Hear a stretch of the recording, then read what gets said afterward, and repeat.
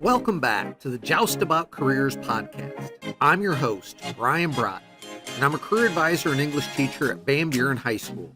I've seen too many people spend a lot of time and money working toward careers they don't enjoy or don't help them achieve the purposes they've identified for their lives. I want to make sure that doesn't happen to anyone else, whether it's a high schooler or even someone approaching retirement. Today's episode features the 10-minute highlights of my interview with Jon Tropf, a men's basketball coach at Ohio Northern University. The highlights include how there isn't really a typical day as a coach, the key characteristics found in most coaches, the unglamorous aspects of coaching, and much more. If these highlights make you want to learn more about Jon's career journey, check out the full interview and enjoy the show.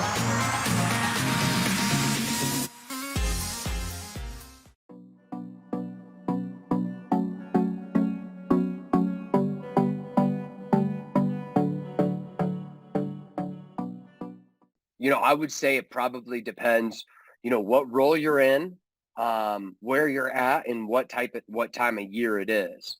I don't think there's, I don't think there's a consistent schedule in terms of, hey, I'm going to, do this or do that. Right. So, when I was at Oakland as a GA, right, that's like the ultimate, like behind the scenes responsibility type guy. Right. So there would be some days I'd need to be in there at 6 a.m. And who knows, I never, and part of the thing is when most GAs are going to be young, single, they don't have a family to go home to. That's why you're just basically available whenever. I would say as a GA, I was on call. There were a number of times when I would have just gone home, and then a player would text me, hey, can I get in the gym for a workout? And I'd have to drive right back up to the school, and it's, 10 p.m. or something. And then obviously at the higher levels, the pressure to win is more. And so if you lose a game that you probably shouldn't have,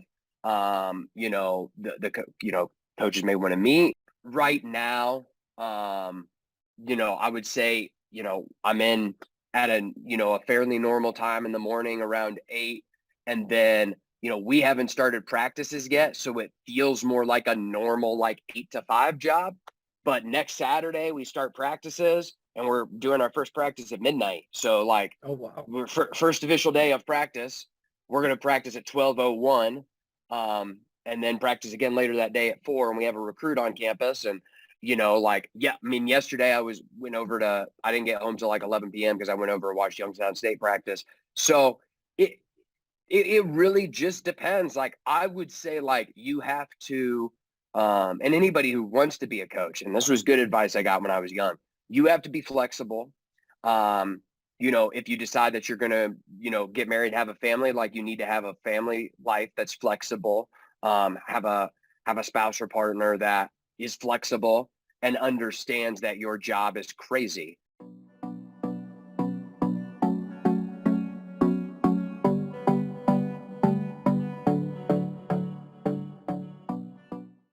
There's no right or wrong path. I do think generally speaking, though, the advice of if you have a chance to get in at the highest level early, that gives you, I do think, the best chance to stay at that level or certainly get in a network that is bigger. The higher level you are, there's just more.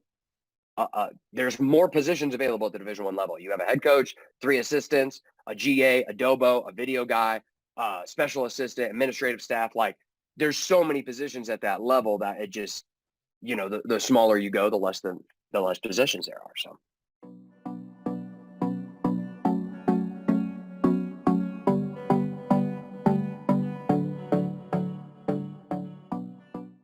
If your main goal to get into coaching is to win, I think you're getting in it for the wrong reasons. That's my personal opinion, right? There might be people that disagree with me, but I think the very first and foremost job of a coach is to be a mentor and a leader of young people.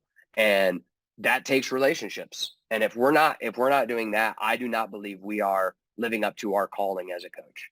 Leadership qualities are definitely going to be important, especially if you want to be a head coach. I do think like you gotta have a really, really relentless work ethic. You've got to basically like view it as like, I'm working really, really hard to make a difference in the lives of young people. And there's no time limit on that. Right. Like if a player needs something, I'm going to go get it done. Right. And so I think work ethic is really important. I do think too, like generally speaking, people who have been in athletics are hard workers and have that competitive drive. Like, again, I think in most businesses, this rule applies, but like, you're not going to get where you want to get to by being lazy, right? Like maybe you'll get lucky for a while. Right. Like you'll kind of hitch your horse to the right wagon and get lucky, but like being lazy never works out, right? And I think we have to model hard work because we're teaching young people the value of hard work. Hey, if you don't ever get in the gym and then miss shots in a game, like that's on you. Like you didn't work hard, right? And so I think having a like relentless work ethic is really, really important. And I mean, I just would say like high character, right? Like again, like leadership is definitely important, but not every coach is going to be an unbelievable leader. There are guys that make great assistants, get a head coaching job, and don't do very well, right? It's the same thing. There are guys that are great players that never get voted their team captain, right?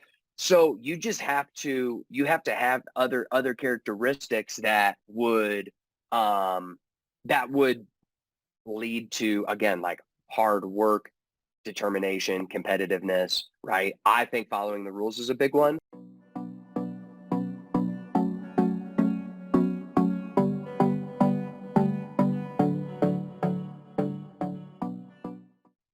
There are some things about the coaching profession that aren't that glamorous, especially at the smaller levels you are, like at Goshen, right? Like, we didn't have I was head coach, strength coach, agility coach, sometimes athletic trainer, fundraiser, scheduler, manage a budget.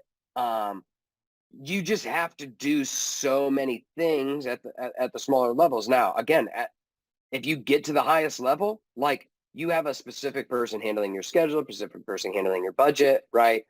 Sometimes even as and this is not to like, again, toot my own horn or anything, but like some days, like a head coach got to do the laundry. Like it just is what it is. I do think there is value in maybe knowing what particularly small college is about, because again, there are only so many jobs available, and it's really, really hard to get a Division I job. And stuff like that. I also think another thing I wish I would have learned is like when I got my first head coaching job, I thought I was ready, but I wasn't, and just, I think if I would have probably taken a different approach to how I handled certain things, that would have been better.